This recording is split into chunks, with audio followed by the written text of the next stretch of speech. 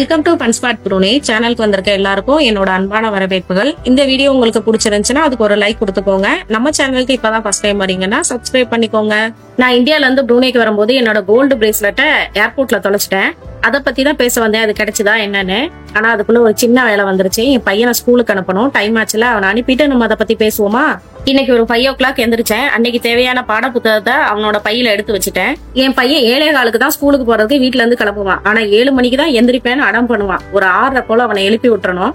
மணி என்னன்னு பார்த்தா 6:30 ஆக போகுதா. முதல்ல அவனோட ஸ்நாக்ஸ் பாக்ஸை நம்ம ரெடி பண்ணி வச்சிடணும். இன்னைக்கு அவனுக்காகவே ஒரு சின்ன பப்பாளி வாங்கி கட் பண்ணி வச்சேன். அதுக்கப்புறம் கொஞ்சம் சாசேஜ், கொஞ்சம் சாஸ். இந்த சாசேஜ்ன்றது வேற ஒண்ணும் இல்ல, சிக்கனை நல்லா ஸ்மாஷ் பண்ணி வச்சிருப்பாங்க.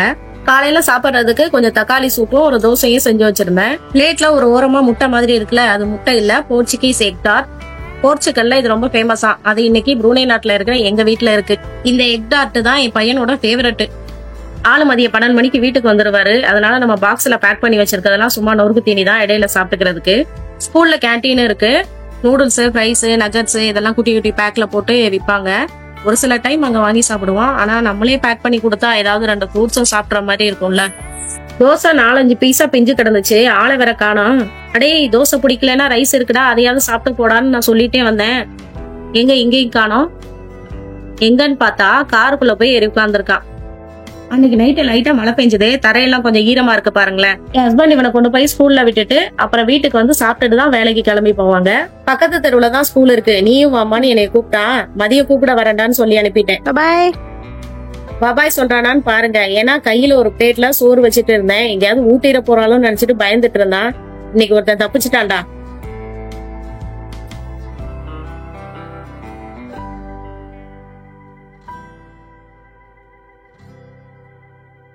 இதெல்லாம் பார்த்தா இந்த ஊர்லயே நாங்க ஒருத்தர் தான் இருக்கிற மாதிரி தெரியுதோ.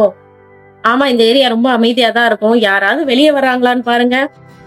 அப்பாடா, இவனை சக்சஸ்ஃபுல்லா ஸ்கூலுக்கு அனுப்பியாச்சு. காலையில கொஞ்சம் மேகமூட்டமா தான் இருந்தது. ஆனா போக போக நல்லா வெயில் அடிக்க ஆரம்பிச்சிருச்சு. கிளைமேட்டை பாருங்க, சூப்பரா இருக்கு. எங்க ஏரியான்னு இல்ல, இந்த புருனே நாடே பொல்யூஷன் இல்லாத நாடுதான். ஏர் பொல்யூஷன், நாய்ஸ் பொல்யூஷன் எதுவுமே இருக்காது. சரி வாங்க நம்ம பிரேஸ்லெட் டாபிக்கு வருவோம். நான் ஏர்போர்ட்ல பிரேஸ்லெட்டை தொலைச்சது உங்க எல்லாத்துக்குமே தெரியும். 7 கழுத வயசாயிடுச்சு, ஒரு பொருளை ஒழுங்கா வச்சுக்க தெரியலன்னு வாட்ஸ்அப் கால்ல வாண்டு வரைக்கும் வந்து திட்டிட்டு போயிட்டாங்க. அதுக்கு காரணமே இந்த திருச்சி ஏர்போர்ட்ல 4 மணி நேரம் பிளைட் டிலே ஆனதுதான். இந்த பிளைட் லேட் ஆச்சுன்னா அடுத்த பிளைட் மிஸ் ஆயிடுமேன்ற பதட்டத்துல என்னோட பிரேஸ்லெட்டை எங்க விட்டேன்னு தெரியல. உன்னை ஒழுங்கா வச்சுக்க தெரியல, பிளடி ராஸ்கல், எல்லாத்தையும் குறை சொல்லிட்டா தெரியல அப்படின்னு நீங்களும் திட்டாதீங்க. சரி, எப்படியோ தொலைஞ்சு போச்சு. அப்படி இருந்துமே கமெண்ட்ல எனக்கு நிறைய பேர் ஆறுதல் சொல்லியிருந்தீங்க. அந்த ஆறுதல்லாம் அந்த நேரத்துல எனக்கு அருமருந்தா இருந்ததுங்க. ஆறுதல் சொன்ன அத்தனை பேருக்கும் நன்றி. பிரேஸ்லெட் கிடைச்சதான்னு கேட்டீங்க. இன்னைக்கு வரையும் கிடைக்கலங்க. Di bawah Undang-Undang Malaysia. Terima kasih atas perhatian anda. Bracelet கிடைச்சதான்னு அப்பப்ப சேனலுக்கு கமெண்ட் வந்துட்டு தான் இருக்கு. கண்ணுல பட்ட மெயில் ஐடிக்குலாம் மெயில தட்டி விட்டுருக்கோம். கிடைச்சதுன்னா கண்டிப்பா உங்களுக்கு சொல்றேன். இன்னைக்கு காதே கொய்யின்ற அளவுக்கு வானத்துல ஹெலிகாப்டர் வந்துட்டு போயிட்டு இருந்தது. ஏன்னா இன்னும் 3 நாள்ல புருனேயோட ஆர்மி டே நடக்க போகுது. அதுக்காக ஒத்திகை நடக்குது போல. மேல பாத்துட்டு அப்படியே கீழே பாருங்க, ஒருத்தர் ஸ்கூலுக்கு போயிட்டு வந்துட்டான். இப்படிதாங்க எனக்கு டெய்லி போகுது. போற மாதிரிதான் தெரியுது, புச்சுக்குன்னு வீட்டுக்கு வந்துடுறான். ஆமா, மதியம் என்ன ஸ்கூலுக்கு கூப்பிட வரேன்னு சொன்னீங்களே, ஏன் கூப்பிட வரல அப்படின்னு கேட்பான்னு நினைச்சேன். மறந்துட்டான் போல. நல்ல வேலை கேட்கல. அடுத்த தெருவுல இருக்க ஸ்கூல்ல போய் விடுறதுக்கு 5 பேரா வருவாங்க. போடா போடா. காலையிலே சரியா சாப்பிடாம போயிட்டானேன்னு அவனுக்கு பிடிச்ச தக்காளி சாதத்தை பிடிச்ச மாதிரியே செஞ்சு வச்சிருந்தேன்.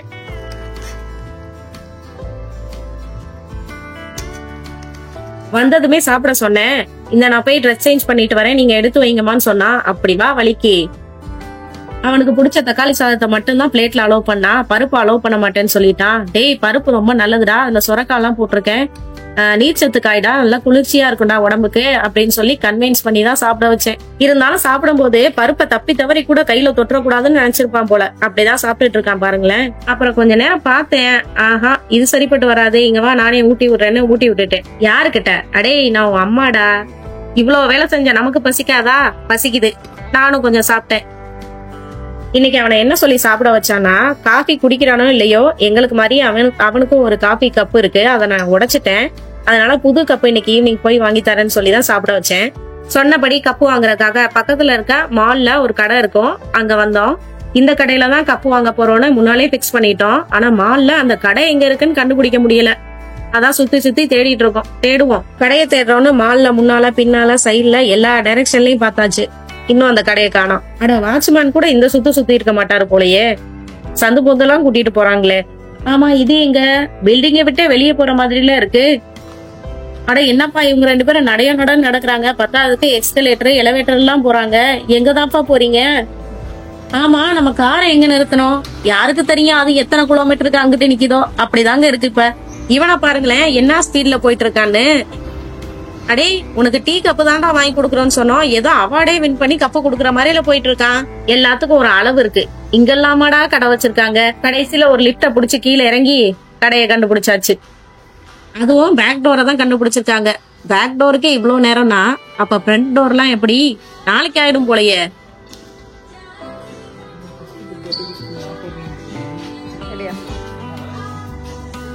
என் ஹஸ்பண்ட் இந்த எலக்ட்ரானிக்ஸ் ஐட்டம்ஸ், கார் அக்சசரிஸ் இதெல்லாம் பார்த்தா கால்ல கம்மு போட்ட மாதிரி அங்கேயே நின்றுவாங்க. மாச கடைசி பட்ஜெட் மட்டும் இல்லாம பர்சும் கைய கடிக்குது. எதா இருந்தாலும் 1ஆம் தேதி பாத்துக்கலான்னு அப்படியே வாங்க வந்த பொருள் எங்கன்னு தேடி அப்படியே வந்துட்டோம். கப்பு, மக்கு, வாட்டர் பாட்டில்ஸ் இதெல்லாம் இருக்க செக்ஷன் பக்கமா வந்திருக்கோம். ஒரு கப்பை எடுத்து என் பையன்கிட்ட காட்டினேன். இது ஓகேவானு. இதெல்லாம் பெருசா இருக்கு அப்படின்னு சொன்னா, ஆமா அவன் சைஸ்க்கு பெருசாதான் இருக்கு. காபி கப் மாதிரி இல்ல, காபி மக்கு மாதிரி இருக்கும்ல, அதுதான் வாங்க வந்தோம். ஆனா அது இந்த கடையில இல்ல. இவ்வளவு நேரம் நடந்து இந்த கடையை கண்டுபிடிச்சிருக்கோம். வந்ததுக்கு கொஞ்ச நேரம் அந்த கடையவா சுத்தி பாத்துட்டு போவோம்னு என்ன நல்லா இருக்குன்னு சும்மா பாத்துட்டு இருந்தோம். என் ஹஸ்பண்டோட ஆபீஸ்ல நிறைய ஐடி கார்டு கொடுத்திருப்பாங்க. அவங்க நிறைய ஐடி கார்டு எப்பவுமே வச்சிருப்பாங்க. அதனால கார்டு எல்லாம் வச்சுக்க மாதிரி ஒரு பர்ஸ் பாத்துட்டு இருந்தாங்க. கார்டு வைக்கிற பர்ஸ் கொஞ்சம் விலை அதிகமா இருந்தது. இல்ல நான் வேற கடையில வாங்கிக்கிறேன் அப்படின்னு சொல்லி திருப்பி வச்சுட்டாங்க.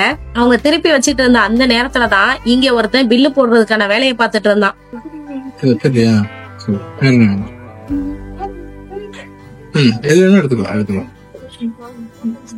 டிரான்ஸ்போர்ட் தான் எடுப்பாரு. வேற எது வேணுமா? ஹெலிகாப்டர் ஏரோப்ளேன் எல்லாம் இருக்குடா. இது வேணும் இது வேணும் எதுக்கு எடுத்து கொடுப்பீங்க? பில்லு போட்டானே ஒருத்தன். ரெண்டுமே வேணுமா உனக்கு? வேணுமா சொன்னா ரெண்டுமே வேணும். சரி வா வச்சுக்கோ. ஓகே வச்சுக்க. வா சனா, படிக்கிறதுக்கு ஏதாவது வேணுமா? படிக்கிறதுக்கு ஏதாவது வாங்கிக்கோ. இங்க பாரு, இந்த நோட் புக்லாம் இருக்கு பாரு, அதெல்லாம் இருக்கும். ஆல்பபெட் இது கிளி அதெல்லாம் அந்த கம்மியா தான் இருக்கு. சனா, படிக்கிறதுக்கு ஏதாவது எடுத்துக்கோ. வேணாமா? படிக்க வேணாமா? ஸ்டிக்கரை கையில எடுத்துட்டு அடுத்த பில்லுக்கு ஆயத்தம் ஆயிட்டான். ஏதோ 2 பார்த்து டார்கெட் பண்ணிட்டான். எது பெஸ்ட்னு பாத்துட்டு இருக்கான். அவன் தலைய பாருங்களேன். இவன் மூளை என்ன வேகமா பிளான் பண்ணிட்டு இருக்கு. இந்த இடத்துல இருந்து முதல்ல இவனை கூட்டிட்டு போயிடணும். ஆனா அது ஒண்ணுங்க, ரொம்ப அடம் பிடிச்சலாம் அழுக மாட்டான். இதுதான் வேணும்னு சொன்னா கேட்டுப்பான். நெக்ஸ்ட் டைம் வாங்குறோம், இல்ல அது உனக்கு வேணாம் தேவையில்லை அப்படின்னு சொன்னாலும் கேட்டுப்பான். நல்ல பையன். அதெல்லாம் என்ன ஒண்ணு, படிப்பை பத்தி மட்டும் பேசக்கூடாது. அப்படி பேசணும், ஆமா யார் நீ அப்படின்னு கேட்டுருவான். நம்மளோட பியூட்டி அக்சசரிஸ் பக்கம் வந்ததுக்கு அப்புறம் என்னென்னலாம் இருக்குன்னு நான் அங்கேயே நின்னு பாத்துட்டு இருந்தேன். கேர்ள் பேபிக்கு நிறைய அக்சசரிஸ் இருந்துச்சு. அப்ப பாய்ஸ்க்கு பால் கப்புலாம் அந்த சட்டையும் ட்ரௌசரும் தான். நம்ம அசந்த நேரத்துல இந்த பக்கம் ஏதோ நடக்குதே. ஓ, கண்ணாடி வாங்கிட்டு இருக்காங்களா? திரும்ப வா, செம்மையா இருக்கே, சூப்பரா இருக்கு சனா, வெரி நைஸ். நம்ம சின்ராசா இந்த மாதிரி கண்ணாடி எல்லாம் போட்டா கையில பிடிக்க முடியாது. ஆனா என்ன பண்றது, அவனால அந்த கண்ணாடி எல்லாம் போட முடியாது. ஜஸ்ட் போட்டு பாத்துக்கட்டும் ஆசைக்கு. இவன் என்னடானா இங்க வந்து $1 $1.5 கண்ணாடி எல்லாம் போட்டு பாத்துட்டு இருக்கான். ஆனா லாஸ்ட் டைம் நாங்க ஊருக்கு போயிருந்தோம்ல, அப்ப தலைவருக்கு புது கண்ணாடி வாங்கிதான் எங்க பட்ஜெட்ல ஒரு பெரிய துண்டே விழுந்துச்சு. நிறைய பிக்சர்ஸ் இந்த மாதிரி பாத்திருப்போம். பையன் ஒரு புது ஷூ போட்டிருப்பாரு, அதே சமயம் அப்பா வந்து ஒரு பிஞ்சு போன செப்பலை போட்டிருப்பாரு. அந்த மாதிரி ஒரு அப்பாவை தான் இப்ப நம்ம பார்க்க போறோம். பையனுக்கு பல ஆயிரத்துல கண்ணாடியை வாங்கி கொடுத்துட்டு தன்னோட தேவைய $1 சுருக்கிக்கிட்ட அப்பாவை தான் நீங்க பாத்துட்டு இருக்கீங்க. தன்னோட குழந்தைங்க நல்லா இருக்கணும்ன்றதுக்காக கஷ்டப்பட்டுட்டு இருக்க எல்லா அப்பாக்களுக்கும் இந்த சீனை டெடிகேட் பண்றோம்.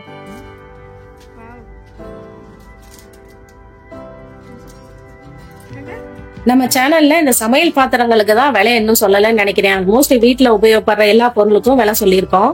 இதோட விலை எல்லாம் எப்படியும் $20 மேலதான் இருக்கும். இந்த பெரிய இதெல்லாம் $40, $50, $60 எல்லாம் வரும்.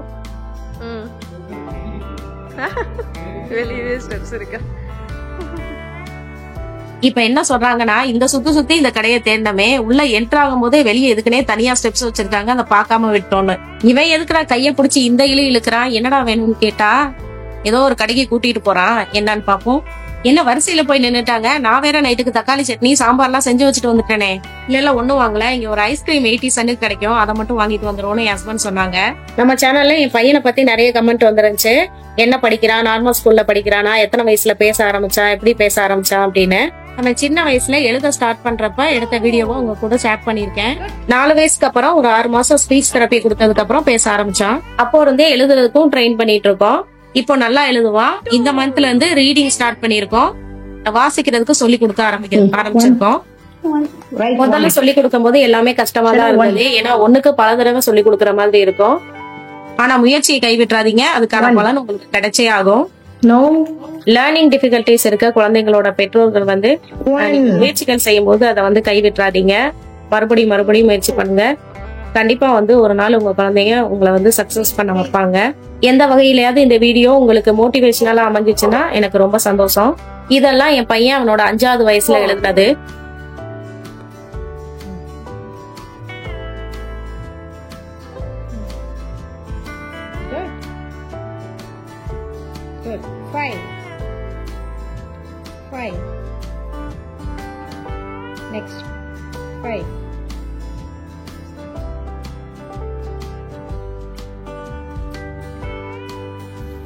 அப்பவே நம்பர்ஸ் 10 வரை எழுதுவான்.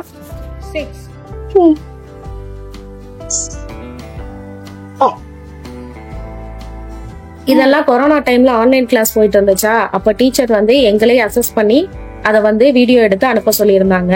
இது அப்போ எடுத்த வீடியோ. ஆல்மோஸ்ட் எல்லா லெட்டர்ஸ்க்கும் போனிக் சவுண்ட் சொல்லியிருப்பான். ஆனா அப்போ லெட்டர்ஸ் எல்லாம் எதுவும் எழுத தெரியாது. நம்பர்ஸ் தான் ஃபர்ஸ்ட் சொல்லி கொடுத்தேன், அதுக்கப்புறம் தான் லெட்டர் ஸ்டார்ட் பண்ணேன். இந்த குட்டி பையன் தான் ஷனோவோட ஃப்ரெண்டு. ஷனோ இங்க புருனேக்கு வந்து புதுசா ஸ்கூல் போக ஸ்டார்ட் பண்ணும் போது இந்த குட்டி பையன் தான் அவருக்கு ஃப்ரெண்டா இருந்தாரு. முதல்ல எங்களுக்கு தெரியாது அவங்கள, அப்புறம் லேட்டா தான் நாங்க தெரிஞ்சுக்கிட்டோம் ஒரு தமிழ் பையன் எங்க ஸ்கூல்ல படிக்கிறான் அப்படின்னு. ஏன்னா அவனும் ஷனவும் வேற கிளாஸ். அதுக்கப்புறமா அந்த பையனோட அம்மா எங்களுக்கு ஒரு பெரிய உதவி பண்ணியிருந்தாங்க. நான் வாழ்க்கையில அதை மறக்க மாட்டேன்.